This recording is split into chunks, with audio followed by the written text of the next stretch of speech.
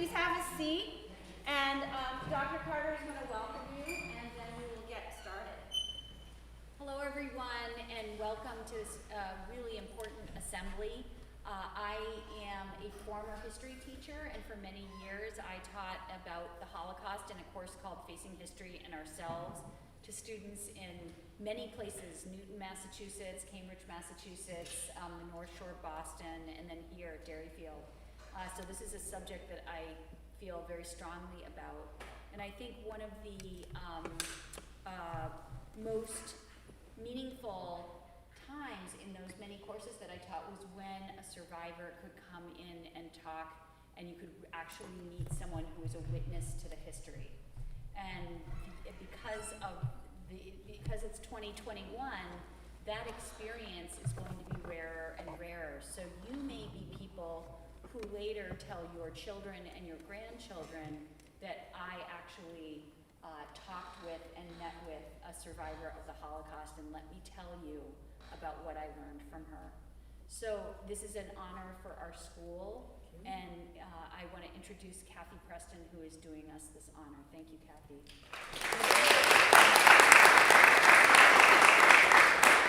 Hi guys, don't worry, I'm not going to sing. Every time I walk into an auditorium with this, people think, oh no, the old woman's going to sing at us.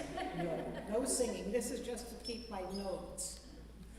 Anyhow, one of the reasons that I started speaking a few years ago is I had a granddaughter in one of the schools in Manchester, and she told me that they never heard of the Holocaust. It wasn't taught then, it's taught now everywhere. And I went to speak to her 8th grade, and I was kind of worried. I thought she's going to be ashamed of her grandma, and how am I going to do? And it was a love fest. I loved every minute of it.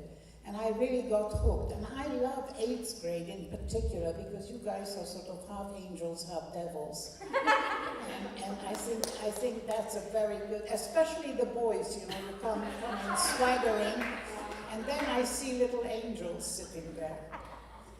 Anyhow, I come from a place called Transylvania. You know where the vampires come from? They don't exist, but the myth exists. But people still hang garlic in their windows there for some reason. I come from a small town called Nagyvárad, which is now Oradea, because it's a place that changes every time there's a war. Either Hungary or Romania get that place. So when the persecution happened to be under Hungarians, and it is now Romania.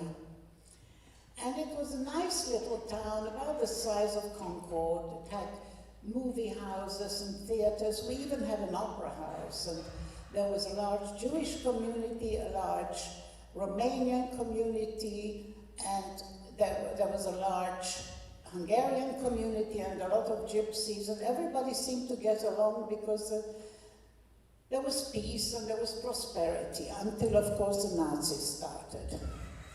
My parents for those days were very unusual. My father was a Jew and my mother was a Catholic, and when they married, it was a big scandal.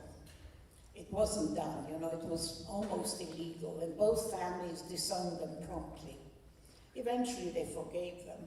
My mother converted to Judaism to please my father's large Jewish family, but they didn't really practice very much religion in my house.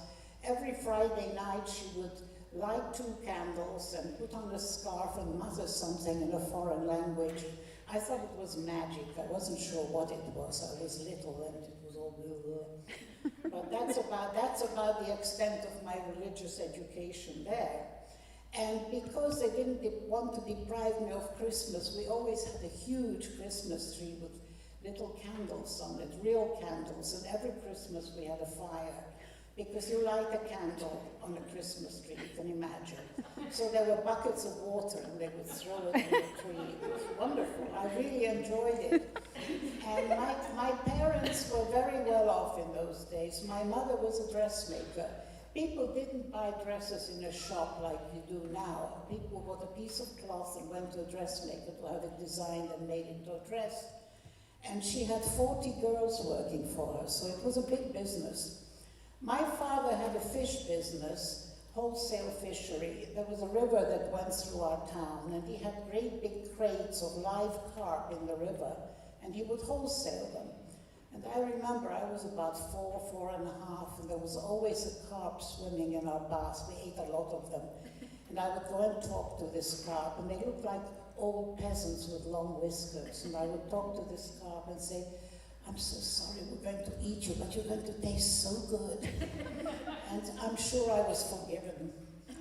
And, you know, it was wonderful. I mean, I had a wonderful childhood. I was an only child, totally spoiled. I had everything the child would want. I had beautiful dresses and a beautiful bedroom with silk hangings and a bed like a princess. And I was always surrounded by love and compliments. And by this time, the Hungarian Jewish family forgave my father, and they would come to dinner. And there would be a long table, almost as long as this room, with 28 members of this family sitting having dinner. I'm the only survivor from that whole big group. And I was being patted on the head and told how beautiful and how clever I am, and I believed every word of it. I was convinced that I'm the center of the universe, and I loved my daddy. He was a wonderful father. Because in those days, children weren't explained, weren't conversed with. They would just tell them, go here, go there, do this, do that. My father always sat me down and explained things to me. And you know, he taught me all the constellations. I still know every constellation in Hungarian. And he was a very good man.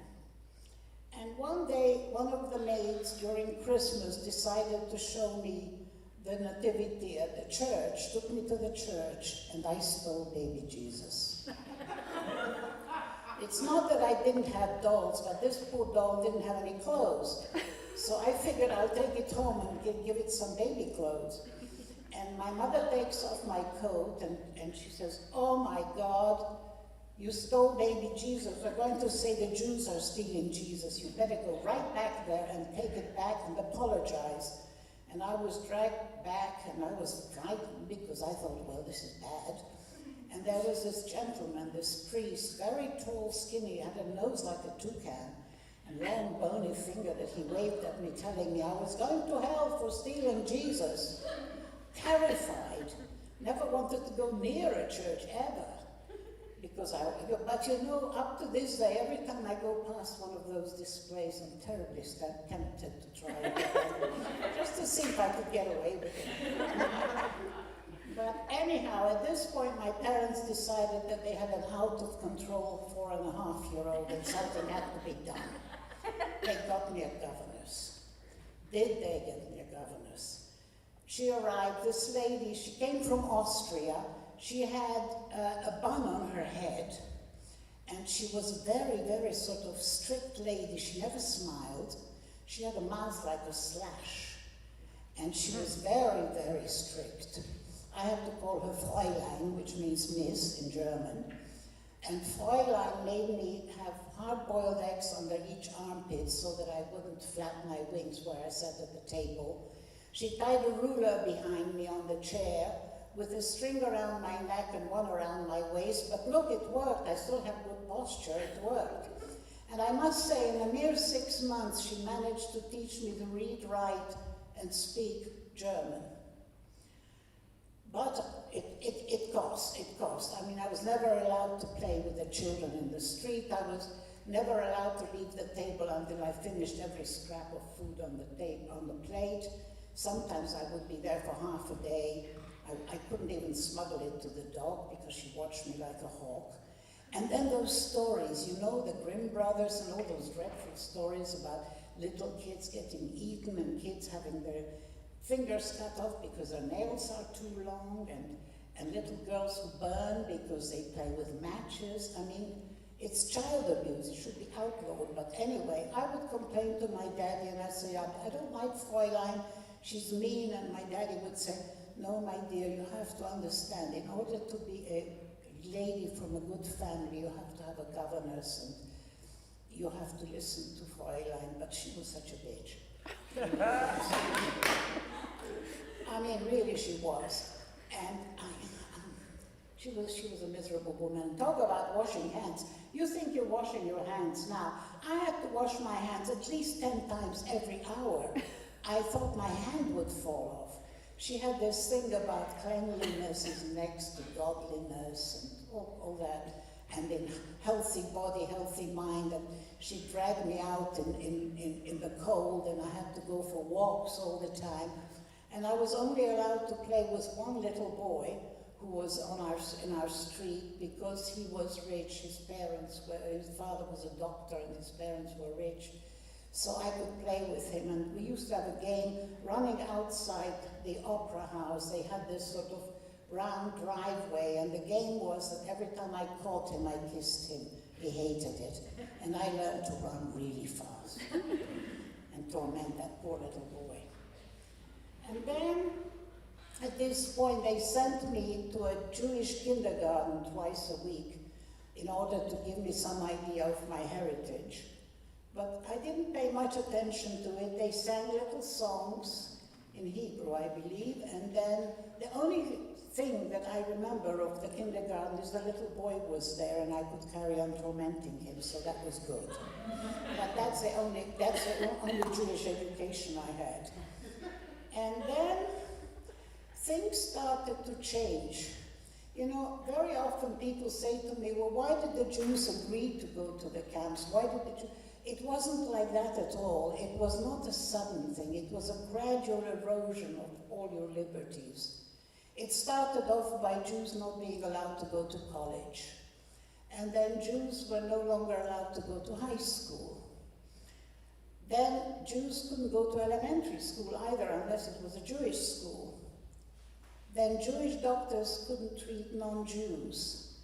The Hungarian authorities were very sneaky, and they sort of put out a law that every Jew had to report to the police station, so they knew where we all lived, how many people in each household. They kept tabs on us, saying that they're going to protect us, so to speak. Then a new law came that Jewish doctors could not treat non-Jews. And then I wasn't allowed to go to the swimming pool with my father anymore because Jews would contaminate the pool. And I was no longer allowed to sit on any bench in the park. I could only sit on the Jew bench. There was a special bench for Jews. Total segregation. And then, because of this, people started disappearing. All the younger women disappeared. And to my joy, Fräulein left. I was so happy when that woman left. I didn't wash my hands for 3 weeks. And then I was sort of noticing that every time I came into a room, everybody stopped talking, and my mother, who was always a happy person, was walking around with red eyes from crying, and I would say, what's the matter, what happened? And she said, nah, don't worry, everything is just fine, no problems. But I knew there was something wrong, there was a sort of fear in the air. And then my mother said to me, I have a present for you. And she brought me this beautiful gold star made of cloth, beautiful gold cloth, and she sewed it on my coat. And she says, I got you this present to wear on your coat. And I was so happy and I was so proud of this. You know, little girls love shiny things. And she says, let's go for some pastries. And off we go for a walk. And I'm hopping along, you know how kids do, and holding her hand. And suddenly a man comes opposite and he stops and looks at me. And I look up at him expecting a compliment on my beautiful star. And he spits in my face, and the spit runs down my cheek onto my star. And I look at my mother, I said, he hates stars. Not thinking that it was me he hated. And my mother, who normally would protect me, grabbed me by the hand and dragged me home. And she says, I'll talk to you when we get home. And she dragged me home and she said, well, no, dear, it's not the star, it's you he hates because you're a Jew.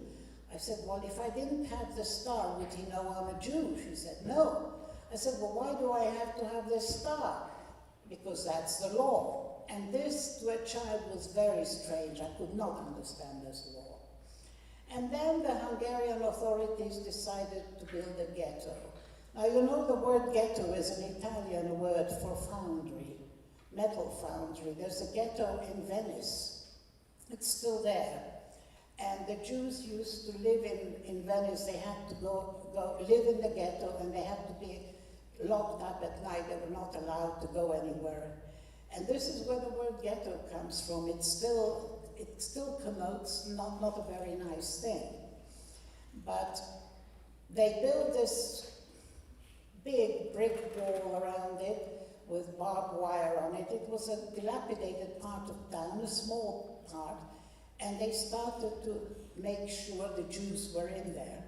And I remember the day that my mother and my father said goodbye to each other. They were standing next to a tall table, holding each other, sobbing, and I sort of wormed my way in between them because I had to be part of everything. And I cried a little too, I suppose, but I didn't take it seriously. I thought my father was going on a business trip and would bring back presents or something. And then he was gone, and there was a lot of noise, and I ran to the window.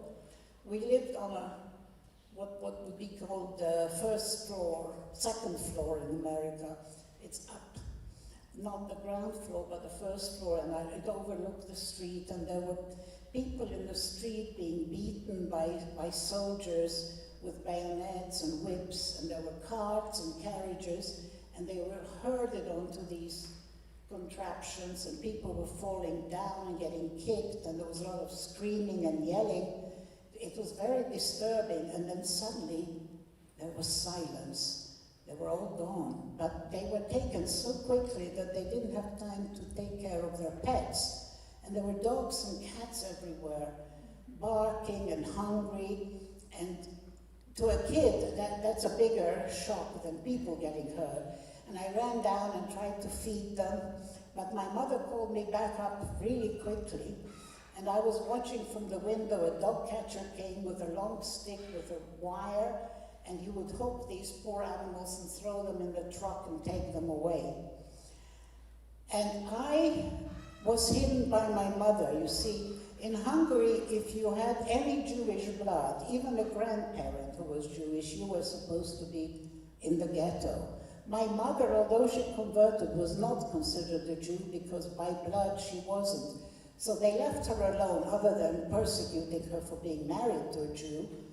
She was okay, but I wasn't. I was supposed to be in the ghetto, and my mother thought that, well, they won't know there's one little girl missing. So she kept me home. But I wasn't allowed to go near the window. I wasn't allowed to run in the apartment in case the people downstairs heard me. I wasn't allowed to do anything. And I hated it, and I didn't like this hiding business. And then a woman came to see my mother. We used to buy the milk from a farmer, like everybody else. A farmer would come with a cart and a horse with a big vat of milk, and people would go downstairs and measure out a certain amount of milk and pay for it. And this young woman was a simple Christian girl who was an orphan, and when she got married, my mother made her a beautiful wedding dress as a present. And she never forgot that. And she knew my mother had married a Jew, so she came to see if she could help. And she said to my mother, "Where's your child?" And my mother says, "Shh, I'm hiding her."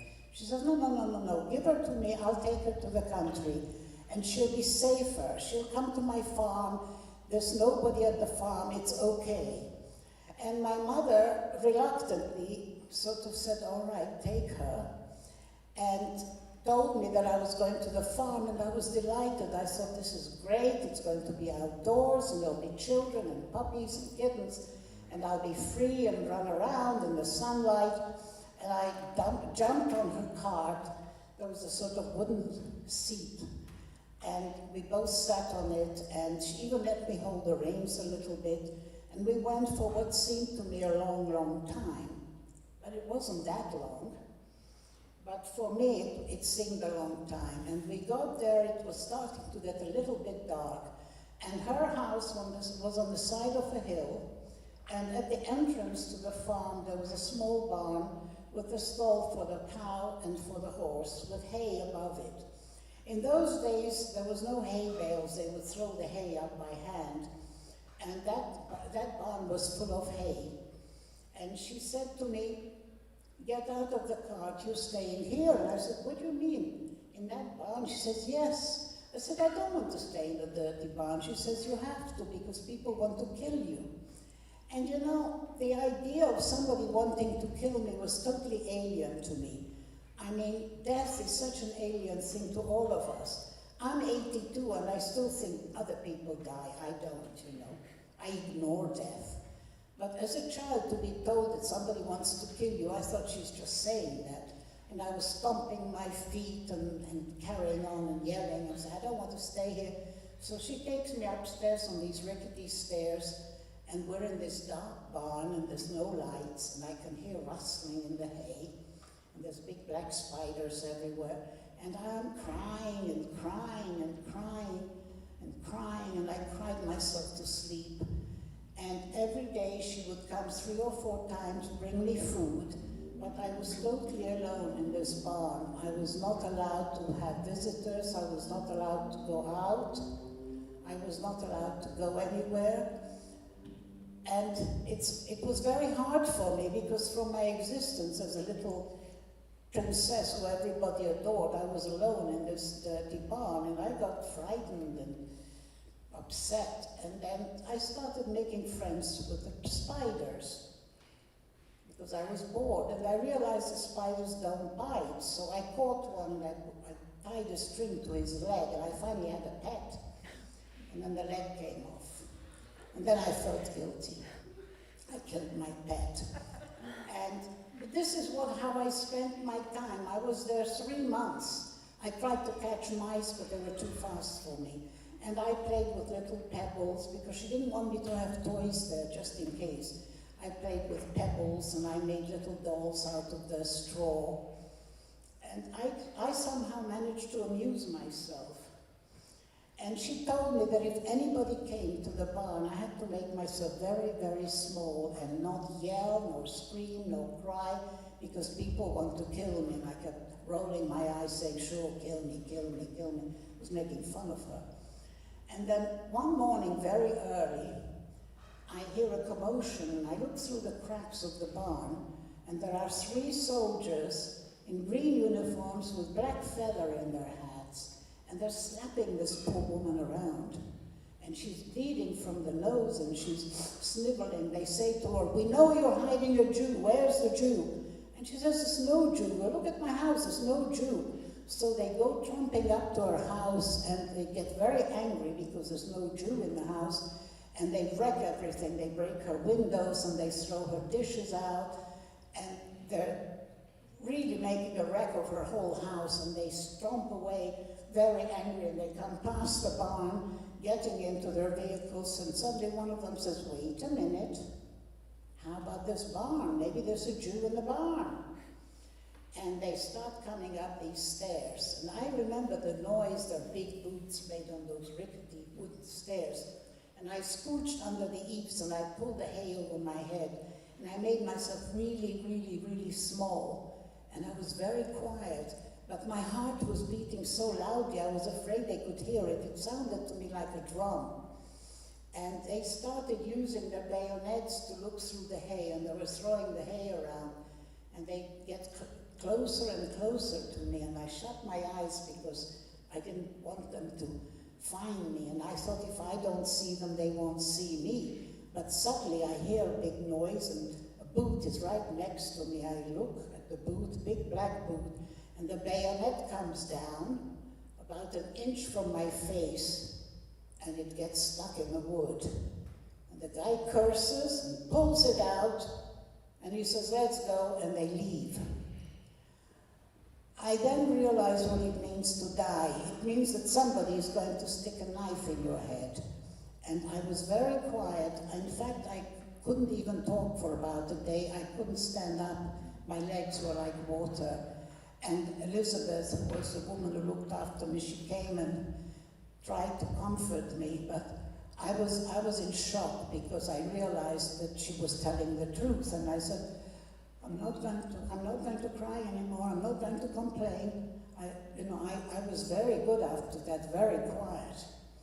And she explained to me that if they had found me, she would have died too. I thought she was incredibly brave to do this, you know, for a child. And apparently what happened is they realized that I wasn't in the ghetto because they looked at the lists. They arrested my mother and they tortured her to find out where I was, and she never told them. And she didn't tell me what they did to her either, because she said it was too humiliating. She didn't want me to know about it. And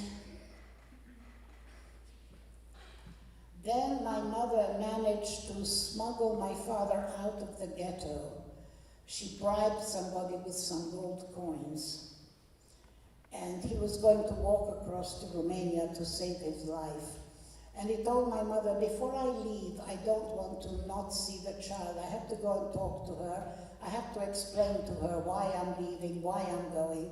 I don't want her to feel that I've just abandoned her. It might be a year until we see each other with this war. I'm going to say goodbye. And my mother begged him not to.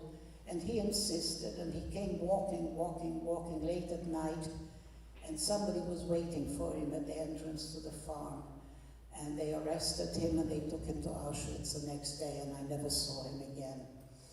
And you know, I still feel guilty because I think if he didn't love me as much, maybe this wouldn't have happened. I don't know. You can't control guilt or love. Those things just come unbidden. And then my mother came and she was so happy. She says, the war has started. Can you imagine being happy about the war? And she says, the Russians are coming and they're going to be very nice and they're not going to persecute the Jews, and Daddy will come home and we can go home now. And we said goodbye to Elizabeth, and I remember both she and my mother were crying, and Elizabeth was standing at the end of the driveway waving a white handkerchief as I was leaving. And we went home, and I was delighted, but the problem was that there were air raids. Every hour there was an air raid, and every hour we would have to run down to the cellar. And then they would sound all clear, we'd come up again, and up, down, and up, and down, and up. After a while we stopped going to the cellar, because there was no point. And it was cold, and we had no fuel, there was no electricity, and we had no food. Absolutely no food. My mother found some potatoes in the basement. Excuse me, I have to have a drink. Sorry.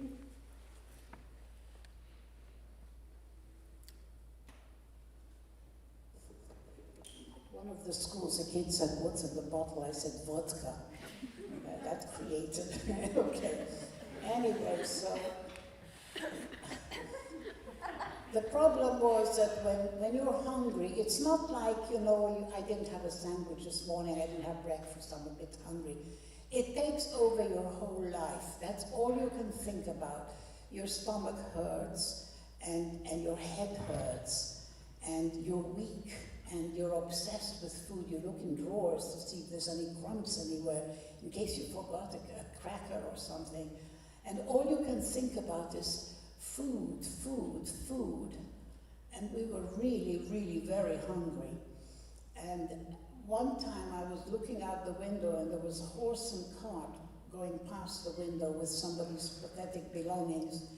And the horse dropped in front of our house. And it was dead. I mean, the man got out and kicked it, but there was no way the horse was dead. So he unhooked his cart and pulled it away and left the horse there. And within minutes, windows and doors opened and people ran out with bowls and knives and they started to skin this dead horse. And it was cold, and I remember as they pulled the hide off, there was steam coming out. And they all took little bits of this horse. Even the bones were taken away and made soup out of.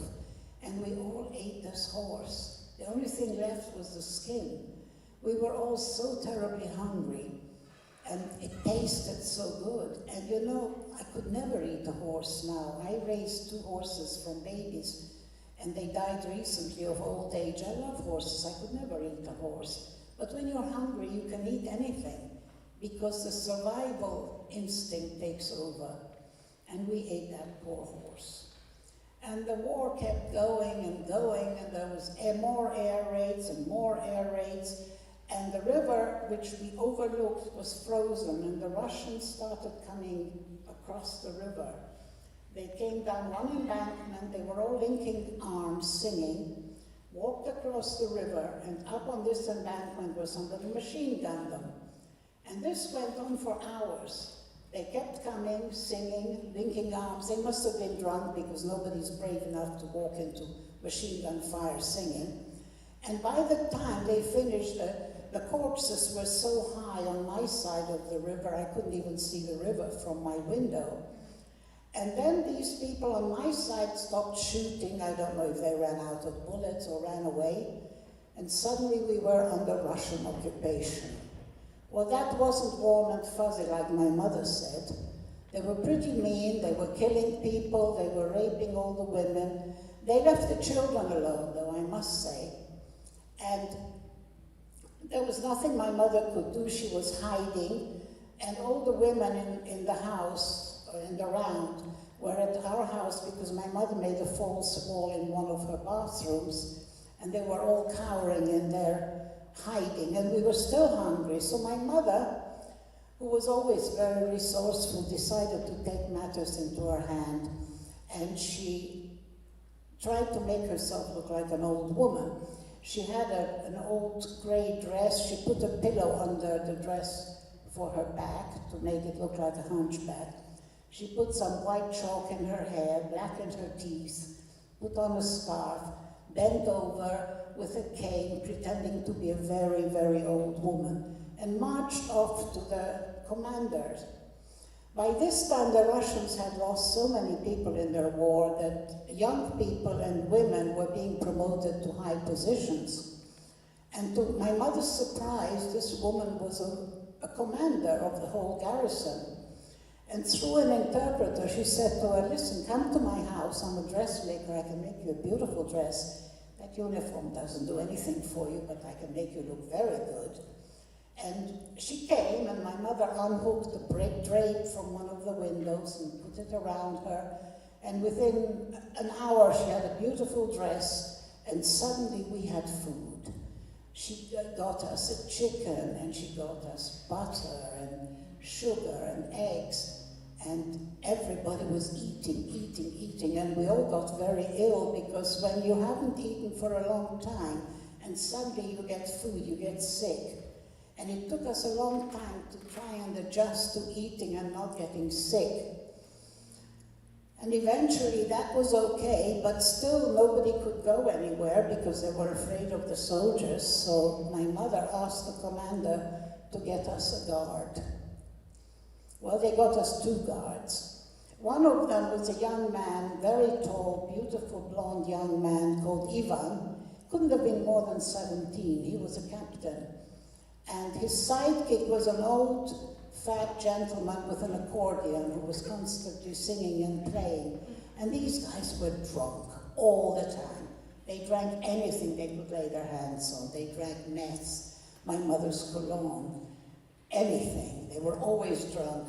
But you know, there's 2 kinds of drunks. There's nice drunks and there's nasty drunks. And these were nice drunks.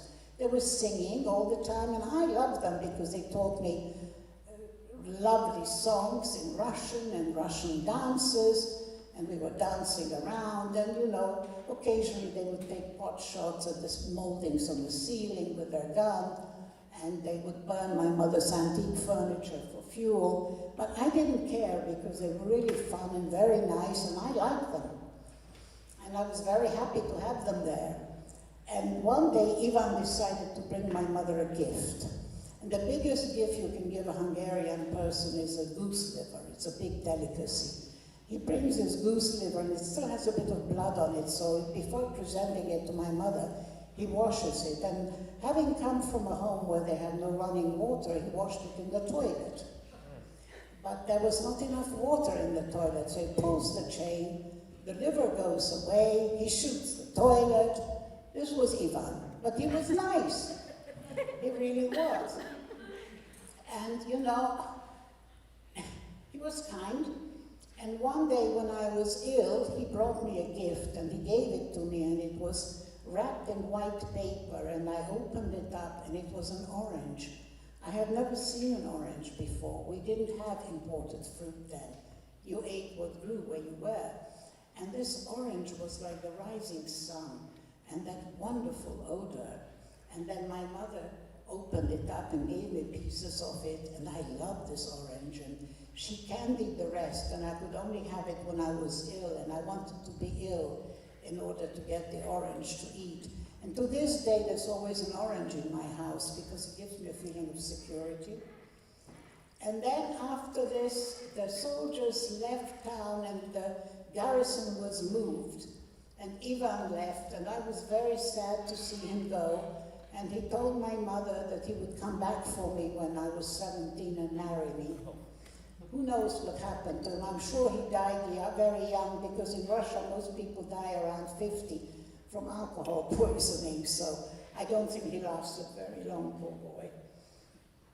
And that was the end of my experience with the Russians. But then life started becoming, normal, except my mother didn't have a lot of work because people couldn't pay for dresses, but she would barter. She would barter for a butter or for eggs. Anybody who had food could come to my mother and have a dress made. So we ate, we were okay. And then one day she said to me, I think Daddy's going to come home.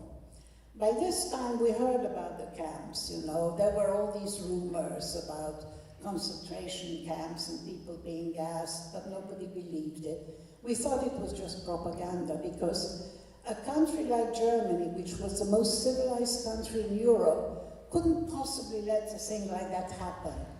Why would anybody want to kill all these people? And we didn't believe it. But my mother said, these people are coming back, some survivors from these so-called camps, and we're going to go to the railway station. And she dressed me and made my hair look pretty, and she got dressed up, and we went to the railway station. The train came in around early evening, around 5 to 6. We all stood there, holding up my father's picture, saying, have you seen this man? Have you seen this man? Have you seen this man? And we stood there, and people came off the train. The train was empty, but Daddy wasn't there. And we went home crying. My mother cried, and I cried. And then, because she was fairly optimistic all the time, she says, he'll be on the next train. There'll be 2 more trains. We'll come back tomorrow. Daddy will be on the train.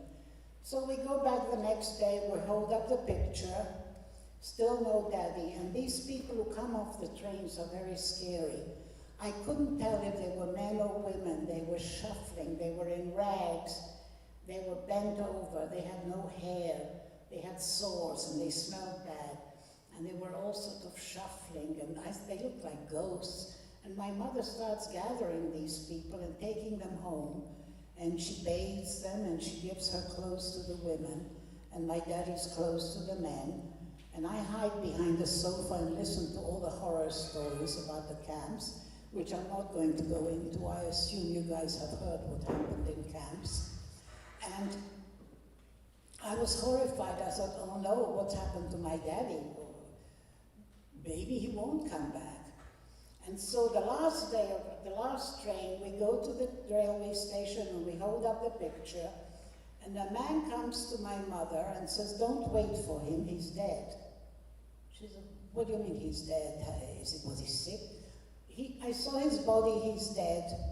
He's not coming back. And so my mother doesn't want to believe it, and she says to the man, well, who are you anyway? How do you know who I am? And the man says, don't you recognize me? He was a friend of the family. He owned a hotel casino where my parents played cards every Sunday night. But she didn't recognize him. He was in such bad shape. He'd also been a violinist, and they broke all his fingers and they didn't set them, so he had hands like claws, which scared me. And then she took this man to our house, and he told us the story of how he and his wife and child were on the train, and when they got to Auschwitz, they were selected to go, the daughter and the wife to one side and him to the other side. This is his daughter, Dita. She was 11 years old, not much older than me, and she and her mother were sent to the right and directly to the gas chambers.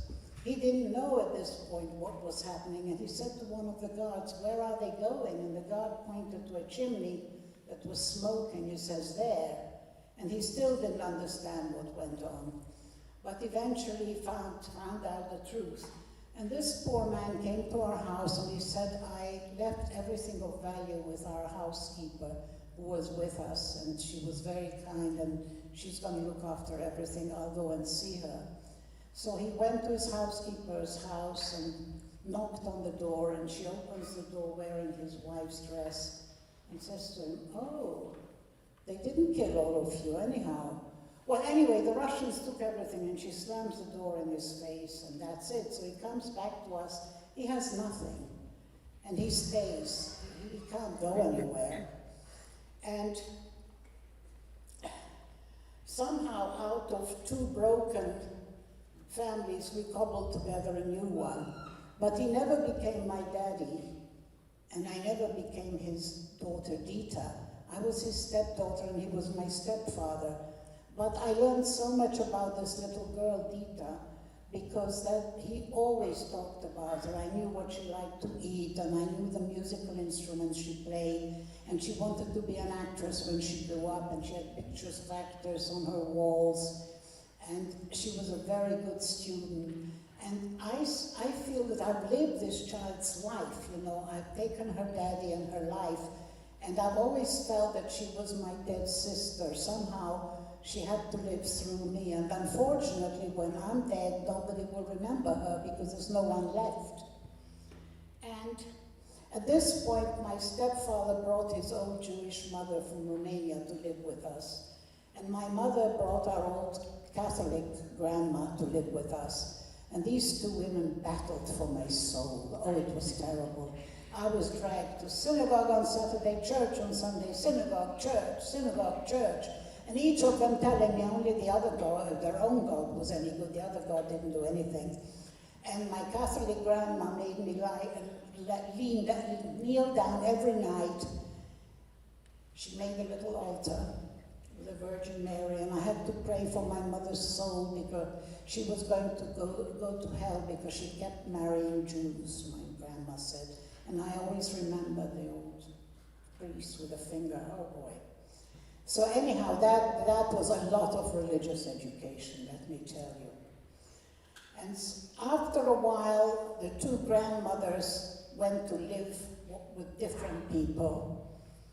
And when I was a bit older, my stepfather told me how my father died. We never told my mother. We didn't want to burden her with the knowledge.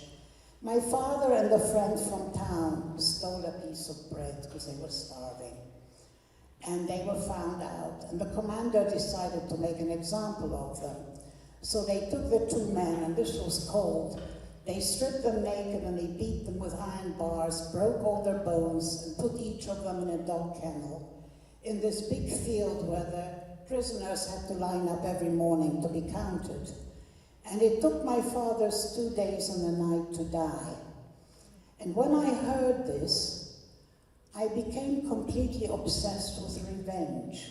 All I could think of is revenge, murder, what I would do to these people who did this to my daddy, and how I would torture them, I would flay them alive. I devised horrible scenarios of torture. I was a very sick child. I mean, that's all I could think about. And you know, it took me 50 years to stop hating. I don't hate anymore. I don't forgive because I can't forgive somebody else's death. I can forgive for something that happens to me, but not something that happens to someone else. And I always tell my children, if anyone kills me, don't you dare forgive them. I'll come and haunt you. Because I believe that you can forgive anybody anything that's done to you. And then I felt that, you know, all this hatred was destroying me, and I tried very hard to get rid of the hatred. And now I have no hatred left, because when your heart is full of hatred, there's no room for anything else. And people say to me, well, what's your religion? I call it love, because that's what I try to fill my heart with. And I'm a very happy person because of that.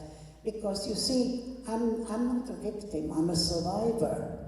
I mean, Nazism was bullying on steroids, and if you give in to the bullies, if you let them destroy you, if you let that possess you, they win. Well, they didn't win in my case because I am a survivor. And, you know, my problem is still feeling very sad that I have no grave or memorial or anything for my father, or indeed for Dita. These people were obliterated. They don't exist anymore. They only exist in our memories and on some lists, and that's it. There's nothing left of them. And I hate the idea of all the extinguished potential. How many geniuses did they kill? How many artists? How many great philosophers? How many musicians? How many great teachers? How many great actors? How many great singers? Among 6 million, there must have been a few wonderful people that are no longer.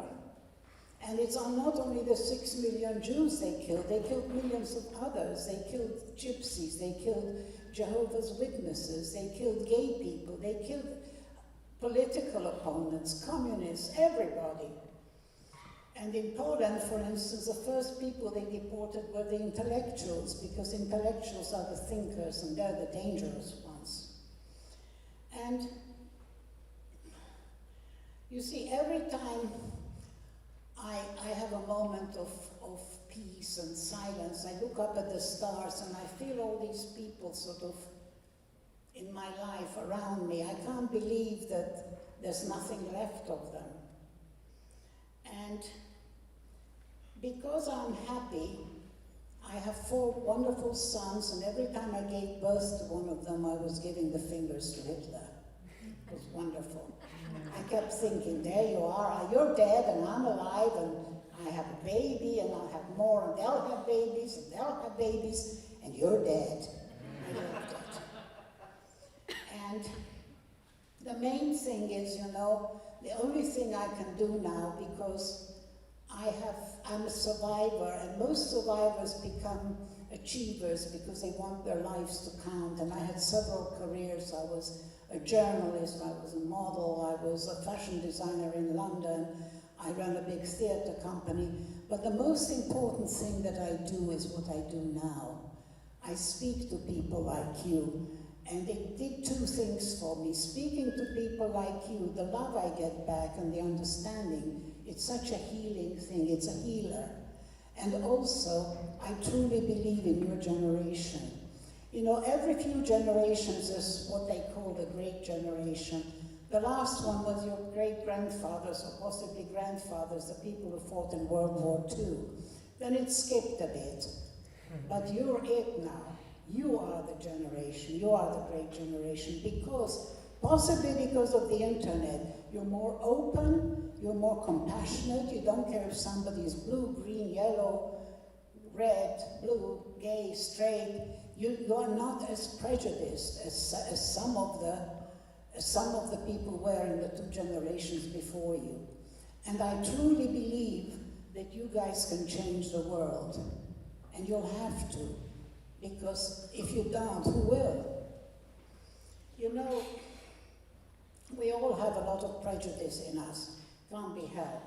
But there's a prejudice against who don't fit into your social construct. You have to ask yourself, who is my other? Is it the gay person? Is it the immigrant? Is it the Muslim? Who is the other in my life?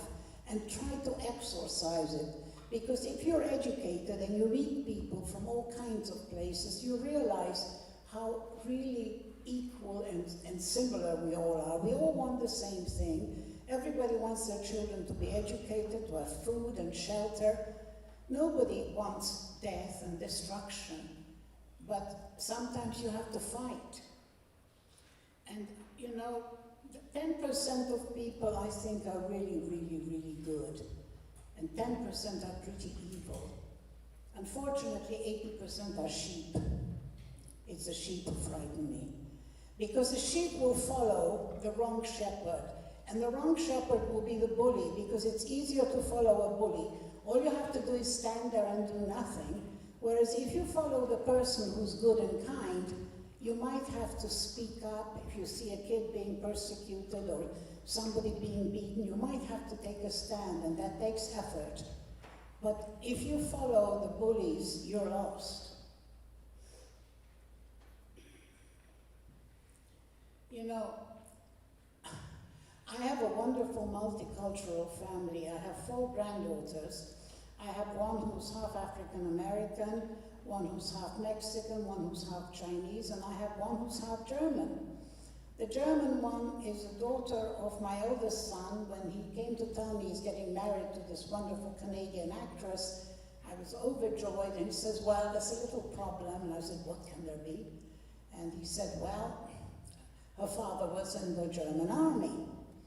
So I swallowed, and I swallowed again, and I said, that's okay. We don't visit the sins of the father on the children. And I remember when they brought me their new baby, I held this beautiful child in my arms, and I was sobbing, because here is a beautiful child who's a grandchild of a perpetrator and the victim. And it was wonderful. It closed the circle for me, because this is what has to happen. We cannot go back, we have to go forward. We have to make sure this doesn't happen to anybody else, because there's genocides going on in the world all the time. I mean, you know, you're not taught proper history in our country, unfortunately, or in most countries. You're not taught about the genocide of the Native Americans. I mean, is there any Native Americans in this room? No, well, you're all immigrants, the rest of you, because you're all from somewhere else. And there's genocides going on now in Africa, in Syria.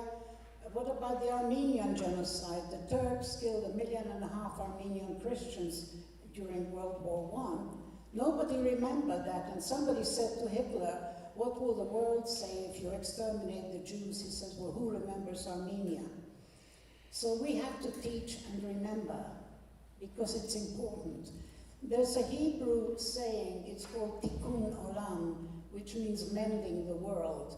You can't change the world. You don't want to destroy everything, but you want to mend it. And your generation, I think, will definitely do it, because the world that you create now is going to be the world you live in. I'm almost out of here, but you guys will have to live here a long time, and your children will have to live here. And you don't want to live in your parents' basement when you're 50, so you have to change the world, and you can, you have the power.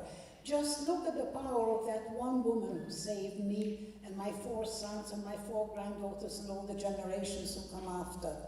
I was watching the television and saw a wonderful interview with a man called Ben Ferencz, who is now 101 years old and still as bright as a penny. And he was talking about the fact, he was a prosecutor at Nuremberg where they were convicting the Nazis after the war. And he was talking about his family. They were immigrants, and when his father would sit his 2 children, the daughter and the son, they were quite young, at the table every night, he would say to them, what have you done for humanity today? And they had to do something every day, whether it was walking an old woman across the road, feeding a dog, picking up garbage, little things. But all of us can do something every day. And kindness is one of the most important. Kindness and tolerance can change the world far more than anything else. And it's your responsibility not to become a bystander. And I like to finish this with a wonderful speech that I heard from Churchill. I'm going to read it because I don't want to paraphrase it. It was during the bombing of London that he said, "Hear this, young men and women everywhere, and proclaim it far and wide. The earth is yours and the fullness thereof. Be kind, but be fierce. You are needed now more than ever. Take up the mantle of change. This is your time. It is your time. Thank you." Praise the Lord. Thank you. Thank you. I wish I could help you, but we're not allowed. Listen, guys, as you can see, I have no filter, so you can ask me anything you like, okay? Kathy, we have 10 minutes. 10 minutes. Sure, I have 10 minutes, okay. They want me out of here, so yeah.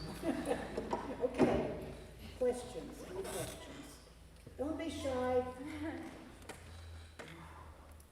Yes. Go ahead. Do you think your experience has given you a better perspective of this world? Can you repeat that? So I can't Do you think your hear it, and I experience- spill the water on I the think he said, stage. do you think your experience has given you a better perspective on the world?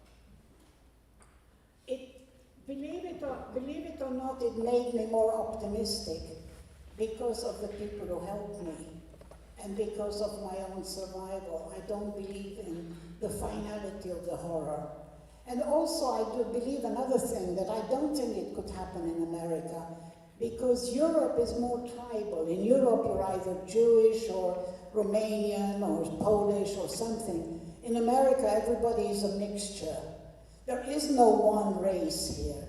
None of you are pure anything. So therefore it would be very hard to get everybody to hate one kind of person. And unfortunately the politics today are very divisive and people hate immigrants and so on. But you know, I can't help thinking that if somebody walks 2,000 miles with a child on their back to escape something, they're not doing it because they want to have welfare checks. They're doing it because they're scared. They want to live. And having been a refugee, believe me, it puts a different spin on it. Anybody else? Yes. When did you move to the United States? 41 years ago. 41 years ago. I came here because I felt that Europe was getting too crowded, that you're never out of sight of a house in Europe. And also I was afraid that this could happen again. I wasn't sure, and I wanted to bring my boys up in a free place where there's more space. Because you see, if you put too many rats in a box, they eat each other. I'm not saying there's no rats here, but the box is big enough to get away from them. Right?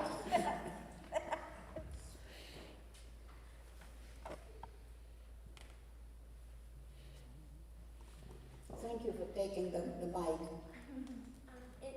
Is there anything you or anyone else you know could have had a different outcome on how you or your family made it out of the Holocaust?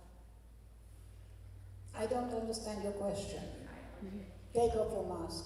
Thank you. Is there anything you or someone else you know that you think could have made a difference on what happened to the rest of your family in the Holocaust? Yes, they could have saved the whole family. My father could have got to Romania. We would have met up after the war. You know, these little survival things hinge on a minute, a decision, a spoken word by somebody. It's amazing what can happen to you. And your whole life and the life of your children and your children's children will be affected by it. So, why do you think Elizabeth decided to save you, and would you do the same thing? Elizabeth saved me because she was grateful to my mother who made her a wedding dress. People weren't that kind to each other in those days. They were much more mercenary and they didn't really go out of their way to help the poor.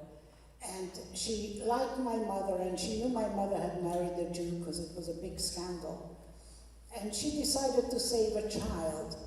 I don't think she thought it through properly. And yes, I would do the same. If they were persecuting, say, anybody with green eyes, I would open my big farmhouse and hide them. Anybody who would need shelter, I would give shelter to, because having felt it on my back, it does make a difference. And I hope my children would do too.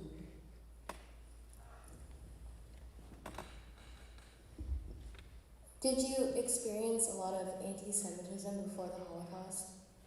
The only one that I experienced personally during the Holocaust was the spitting and the bayonet. I don't remember anything else. I do remember people marching in the street holding torches, real torches, screaming, "Kill the Jews, kill the Jews." But you know, they had the same faces as the people who marched in North Carolina not that long ago here, screaming, picket torches screaming, "The Jews will not replace us." Same faces. Hatred has the same face throughout generations. It has the same face, no matter where you come from, who you are. When you hate it, it takes over your whole face. Do you know what happened to Elizabeth? Yes, she survived for a while. She died of cancer, and my mother sent her money every month until then, because we really, you know, she's my hero. Every time I speak in public when there's a celebration, I always thank her in Hungarian, and I light a candle for her. But it's funny because, you know, nobody speaks Hungarian. I could say anything. I could recite the phone book. No, I actually talk to her. I have two questions. First of all, do you have any more goals that you'd like to complete in the future? What else? Yeah. Okay. Well, I'm 82. I do have goals. If I can do it, I don't know. I have written 2 books. One is a graphic novel, which I haven't yet published because of COVID. I'm supposed to be part of a documentary that Netflix was interested in, which was shut down. I'd like to finish those 2 things. And I would like to speak to more people like you, because this really, I go home, I'm high for a day. What was the second question? The second question was, do you have any advice for us that, like, what we have to think before we make a huge life decision? You have to figure out what's important to you.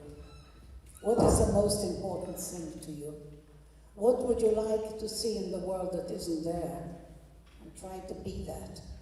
Because, you know, truly, the only thing that makes you happy, truly happy, is if you do something for others. Because I was very successful in all my careers. I made a lot of money.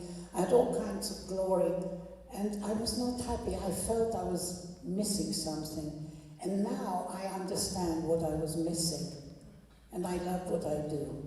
I'm very happy doing what I do. Yes, sorry, there's 2 people. Okay. Have you experienced any Take off that mask. have you experienced any anti-Semitism after the Holocaust? And this When I was studying in Paris, I was called a dirty Jew several times. Dirty little Jew. Sale petit juif, yeah.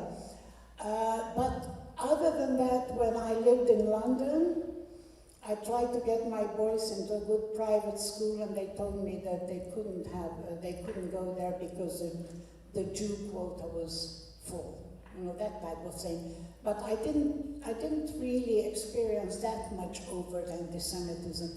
And when I moved to my village, I think I've never seen a Jew before. I called my neighbors and I said to them, "Listen, I'm a Jew, and if that presents a problem to you, I'll tear your heart out and eat it." And they left me alone. No problems. just when you do experience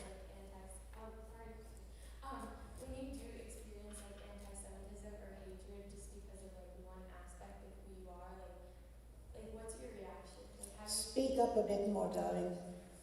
so like when you do experience anti-Semitism, like what's your reaction? Like how do you keep going? Well, unfortunately, my natural reaction would be to strangle them, but I have to be good and not do it. I try to love my enemies. It really annoys them. It's hard.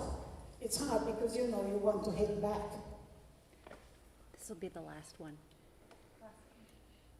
When you reflect on your experiences now, how different do they feel from when you were actually in the moment? I don't understand his question. Take off your mask, darling. Thank you. When you reflect on like what you went through in that time period, how different does it feel now versus when you were actually living through it?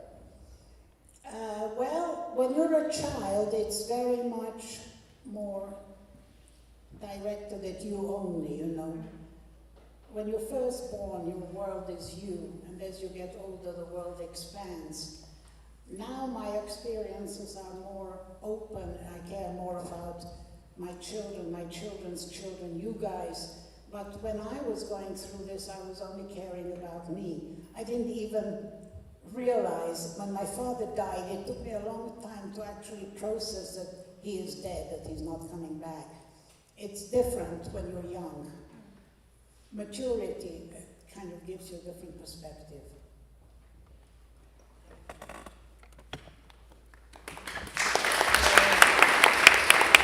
Thank you, guys. Go out and change the world.